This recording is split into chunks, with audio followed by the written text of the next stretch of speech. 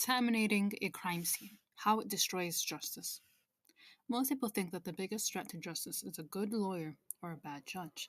But what if I told you it starts way before court? Today we're gonna start talking about something that can derail an entire criminal case in seconds. The contamination of a crime scene. How does it happen? Who's responsible? And how often does it let guilty people walk free? Let's get into it. What is crime scene contamination? Crime scene contamination happens when evidence is altered, destroyed, or improperly handled, either on purpose or by accident. This can include touching or moving objects before documentation, failing to secure perimeter, and so unauthorized people can't enter, and improper collection or storage of physical evidence like DNA, hair, or fingerprints. Even weather can contaminate an outside scene if not protected in time. And no, it's not just TV dramas in real life. Contamination can kill cases.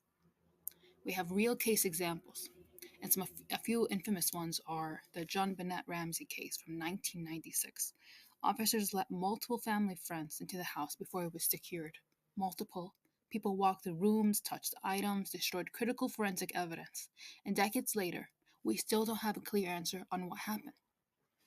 Another case from 1994 is O.J. Simpson. The prosecution had a mountain of evidence: blood, gloves, footprints, but the LAPD handling of the scene gave the defense enough to argue contamination and mishandling. And that's where the infamous quote of "if the gloves doesn't fit." We have also from 2007 Amanda Knox. Key DNA evidence was later declared unreliable due to how investigators collected and stored it, weakening the prosecutor's case, contaminating and contributing to the Knox eventual acquittal. In all of these cases, contamination didn't just make things messy, it made the truth legally unusable.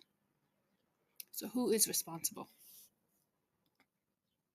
The responsibility usually falls on law enforcement and first responders. The golden rule of evidence collection is preserve the scene. But pressure, adrenaline, lack of training, or negligence can cause people to make mistakes. Even well meaning actions, like comforting a victim or quickly moving a weapon, can destroy integrity. And yes, sometimes the media, bystanders, or even lawyers interfere. Think of a reporter filming a family member re entering a house or defense investigators crossing into restricted zones. Chain of custody is everything.